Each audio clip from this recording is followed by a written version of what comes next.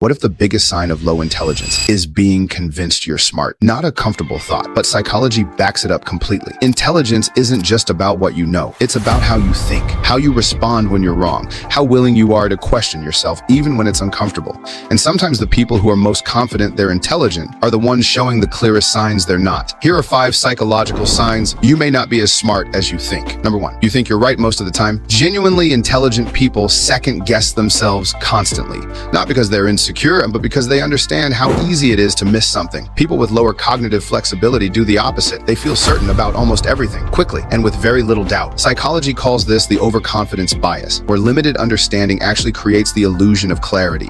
The less someone knows about a topic, the more obvious the answer seems to them. If you rarely question your own conclusions, there's a good chance you're not seeing the full picture. Number 2, you avoid changing your mind. Somewhere along the way, people started treating stubbornness like it was strength. It's not. Changing your opinion when the evidence calls for it, that's not weakness. That's exactly what intelligent thinking looks like. Smarter individuals update their beliefs. They follow the evidence, even when it goes against what they wanted to be true. But if you hold on to ideas mainly to win an argument, to protect your ego, to avoid the discomfort of being wrong, your thinking becomes rigid. And rigid thinking doesn't just slow down growth, it stops it entirely. Number 3, you oversimplify everything. Always. Never. It's obvious. It's simple. These phrases feel confident, but psychology suggests they often signal shallow processing, a mind that's reducing complex layered situations into something easier to handle. The world is rarely black and white. Most real issues have nuance, context that changes the answer depending on the situation. Real intelligence doesn't just tolerate that complexity, it seeks it out. If every complicated topic has a simple, obvious answer in your mind, that's worth questioning. Number 4, you stopped asking questions. Curiosity isn't just a personality trait, it's one of the strongest cognitive indicators of intelligence. People who rarely ask why or how tend to stay at surface level understanding.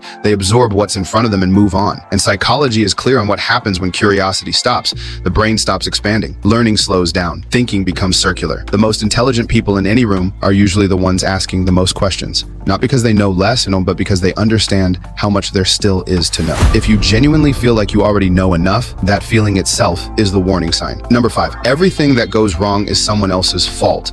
External challenges are real. Life is genuinely unfair sometimes, and other people do cause real harm. But constantly directing blame outward for every failure, every setback, every missed opportunity reveals something important. It reveals a lack of self-reflection. Psychology links intelligence directly to metacognition, the ability to step back and honestly evaluate your own behavior, your own decisions, your own role in how things turned out. If you never look inward, you never identify what actually needs to change. And if nothing changes, nothing improves. Overconfidence, rigid thinking, oversimplification, a lack of curiosity, constant blame. These aren't just bad habits. Psychology is clear. They actively limit how well you think, and they compound over time, quietly narrowing the way you see the world. Real intelligence was never about appearing smart. It's about thinking clearly, staying open, and being willing to be wrong, especially when it's uncomfortable. Because the hardest question isn't whether you're intelligent, it's whether you're honest enough to find out. So be real with yourself. Which of these do you actually recognize in yourself?